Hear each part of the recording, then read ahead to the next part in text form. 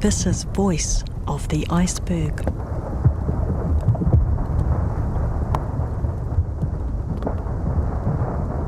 I'm Alison Balance, and this is Endeavour, the final episode in a 4-part audio adventure from RNZ. We've journeyed to the Antarctic Peninsula with artist Joseph Michael and his team and discovered the varied voices of icebergs. As well as Joe, we've met behind-the-scenes director Ryan McNeil, sound recordist Mark Michelle, aka Mitch, and photographer Thomas Haleta. Now the team encounter their biggest icebergs and face their final challenge: how to project a digital berg onto the outside of the Auckland War Memorial Museum.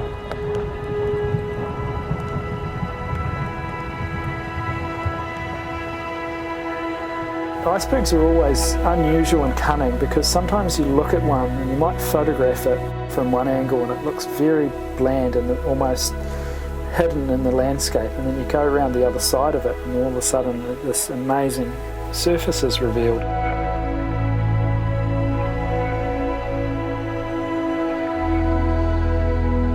Roger sent out an email via satellite to some of the other captains, and there was a captain of one boat emailed us one morning and said that he'd spotted a very impressive iceberg in one of the bays north of us, so we set out looking for it. Lincoln, we can't really forget about it. When we heard that call, we knew it was going to be something, because otherwise who would just think that an iceberg was good enough to give a call and to have like another boat completely cross, the whole channel, I think it was the main channel, to go and see it. So we were completely certain that it would be an amazing one. So we found Lincoln. There's a bit of excitement on the boat. Let's finish it as we had, and then we can come. I'd say it's pretty unique. I reckon this one's about an 11 out of 10 myself. We're lucky to find this one. We were looking around for Lincoln and we spotted a huge one, but it had a very flat face, and we were looking for one with a big arch. And no, that can't be the one. Square up on it in a minute. When we arrived, it was sort of showing its back to us. Watch this little growler, boys. It's going to give you a wee bump. Hitting it now. We were a bit disappointed. Okay, that doesn't look... it had snow on it as well, and it was sort of a slope that was going straight into the water, so we didn't really know what to expect. And sure enough, as we came around the corner in the boat, we saw this huge archway. Yeah, go Thomas, go. The whole archway would have been higher than the mast of the boat. So when we came across Lincoln, we couldn't quite fathom what we were seeing. An iceberg of the size that it was, that had a giant dome carved out in the middle that was accessible by 3 archways. I don't think I've ever seen something similar at all in my life. Oh, Lincoln. It's like childhood when you see a massive cake, like a meringue. Well, Lincoln was just a big, heaving splendour. It had 3 archways. It looked like a architecturally designed building. I think the interesting thing about this one, Thomas, is the anticipation, because from this back side it looks fairly plain. Well, at first I thought it would be another George, to be fair. Yeah, Roger seemed pretty confident that we'd find it. It's never at first sight. You have to go around and look for it. You could easily drive past this, because it was described by one of the ship captains as the best archway he'd ever seen. And so we were searching around this bay, not knowing where it was, and even as we got up, it takes a while to reveal itself, eh? As you came close to it, the sound was unusual. It sitting in the entrance of the archway, or close to it at least, it sounds like a thunderstorm.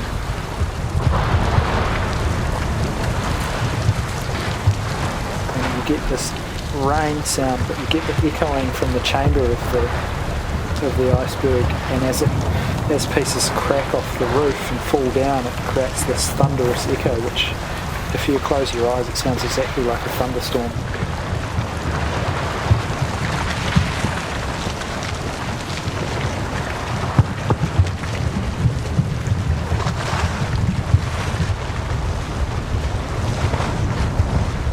rather excited to get out to the water and to experience this. And initially I sat outside the archways with a stereo mic and was getting some incredible audio from it. It was quite aggressive. There was a heck of a lot of movement. There was all sorts of sounds emanating from it, both above and beneath, and things were starting to carve off.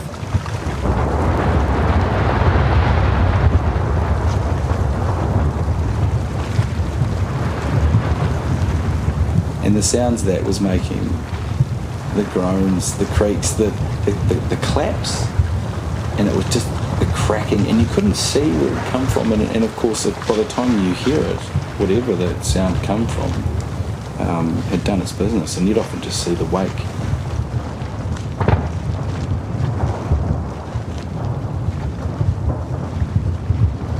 Roger was excited, super excited to get out in the tender and get close to this thing, and he had to take Mitch out there and navigate him pretty much into one of the archways. So I went inside the dome, which was just mammoth sitting inside there. It felt like just an absolute speck, and was able to get about 15 minutes of recording with the surround sound microphone, and that by far was probably the most incredible of all the audio. It was just underpinned by dozens of different sounds. It was like a thunderstorm in many ways. There were large amounts of water that was flowing down off the side of it and dropping off from the top. There were little bits of ice that were coming off as well. There were fizzes and pops and cracks, and a really low frequency that was coming from probably the immense pressure that this iceberg was under, and the dome itself was amplifying the sound. So yeah, it's quite breathtaking, it really is.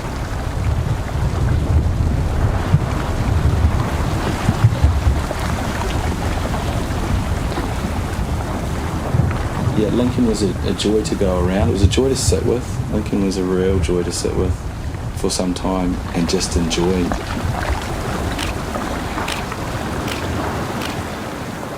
And that will be magnificent. So if on a building, you can imagine this is exactly the same thing. You have one side and just super simple, and then people go around the other side and you have the two archways and then a big archway on the front. What sort of building can we map? Like a gym, maybe? Or a swimming pool? A swimming pool. Oh, like the Bird's Nest or the Opera House in Sydney. You could use parts of this for the Opera House in Sydney, and that's definitely on the list.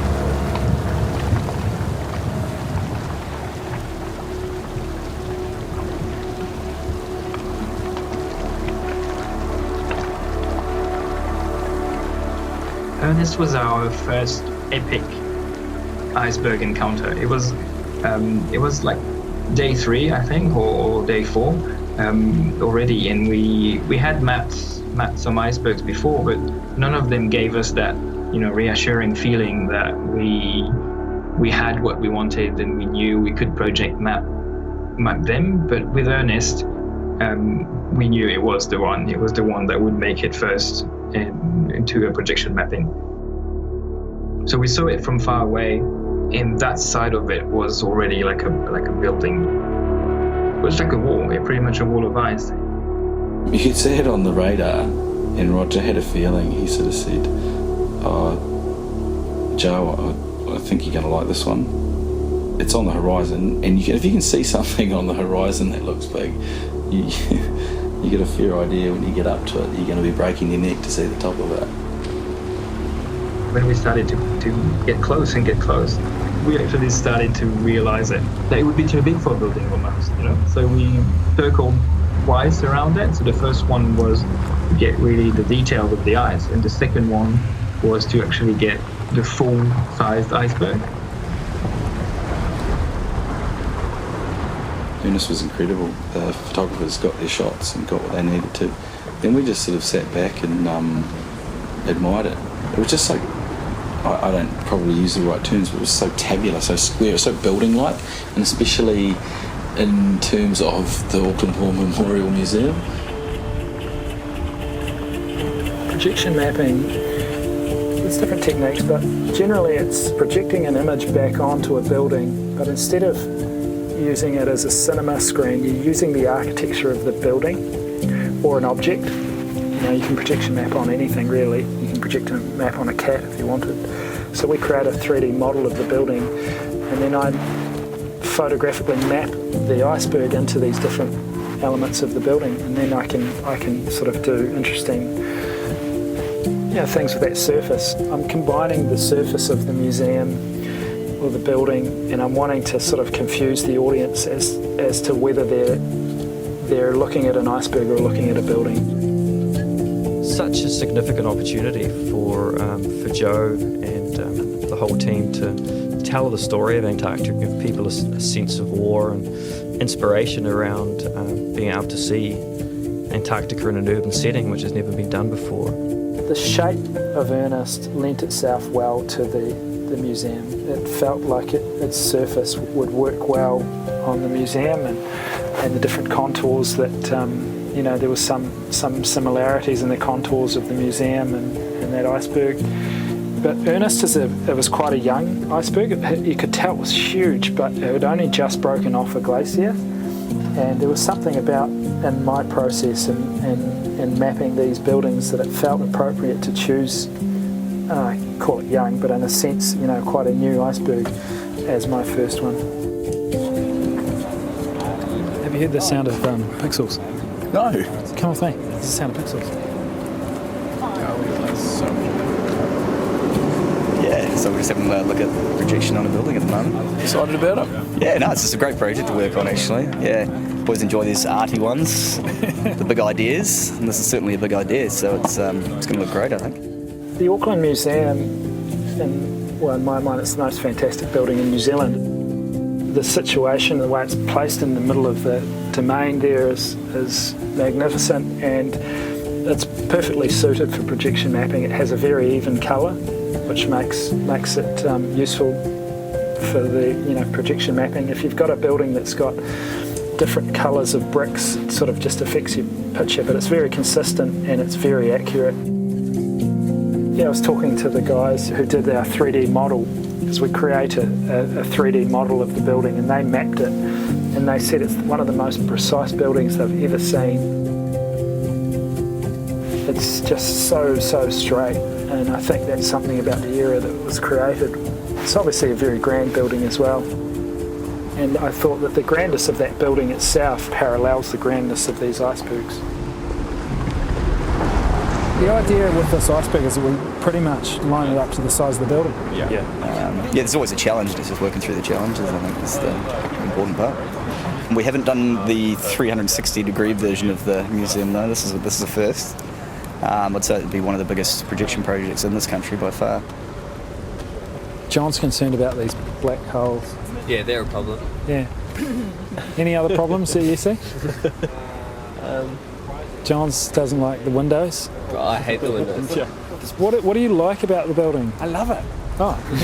Apart from those circles, and we can get rid of the circles, that's easy. Look at the cracks coming down the pole. Oh, that's good, eh? Might be some little caves and things. So the cave part looks quite cool. Yeah, it does. You see, we could have a part that falls off it, especially that crashing off, and then sound.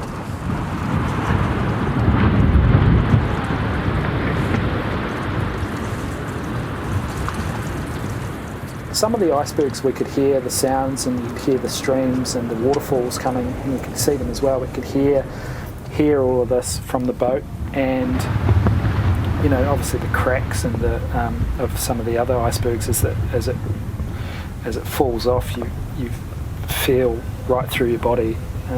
That's one thing I'm trying to replicate a little bit in the using subs in the installation, is to use sound not just as an oral thing, but as a physical thing that you feel, because you very much feel a lot of the sound in Antarctica. You hear parts of it, but bass frequencies you feel. So there's a range of speakers set up around the museum. I think about 20 different points of audio, and they'll be low-end subs to give people that real sense of that low frequency that we're able to capture in some of these with some of these icebergs that you almost feel more than you hear. And at different points around the museum as well, there's surround sound speakers set up so that people can not just experience it on a static level just by looking at it, but actually feel like they're sitting in the middle of the ocean looking at this iceberg, not just witnessing it from afar. Dave Whitehead's been working on the sound design. Of course, Rian Sheehan's bringing the installation to life with his beautiful music and his compositions. My name is Rian Sheehan. I'm a composer, and my role on this project has been to create a musical landscape, I guess, that simmers away under the recordings and the imagery.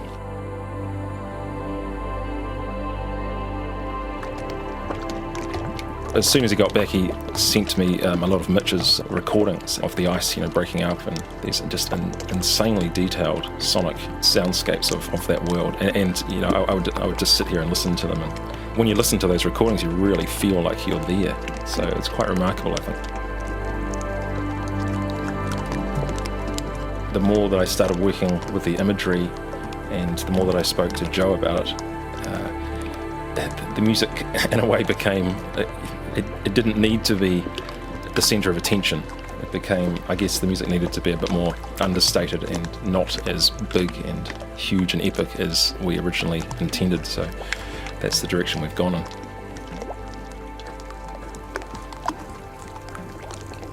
I mean, it's hard to work out what emotion Antarctica has. We didn't want it to sound, I didn't want it to sound new agey or too spiritual, so that's been tricky. But a lot of the time we realised that the music just needed to not get in the way of the soundscape of the environment, the incredible recordings that Mitch captured down there. So the music ended up being quite considered and, I guess, reserved in a lot of places. He wanted to capture the feeling that he had when he was down there on the ice. So he would talk to me about it, and we worked with Al Fraser, who's an amazing Wellington musician who plays and makes traditional Māori instruments. And he played, on this one, I think, the Pureri Hua.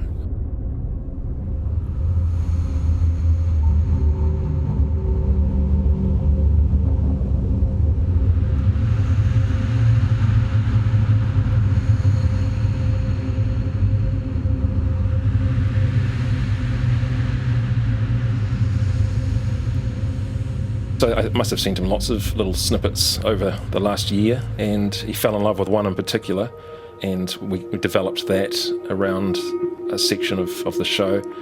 It's very sparse, and I think he just felt that it kind of encompassed the feeling of what he was going for.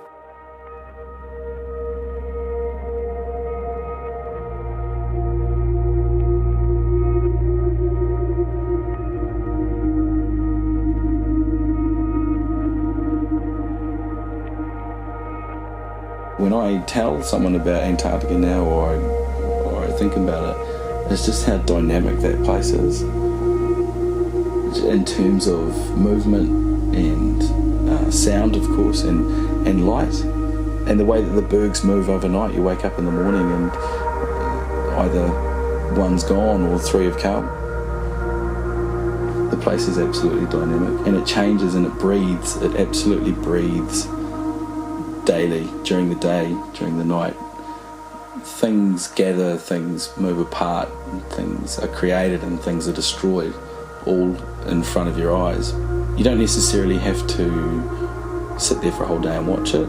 You can see different elements of those forces at play throughout the day, but just being able to connect them, having the luxury of time to be able to connect them and put them together and see how that biosphere and cryosphere and all the spheres coming together down there is just really cool.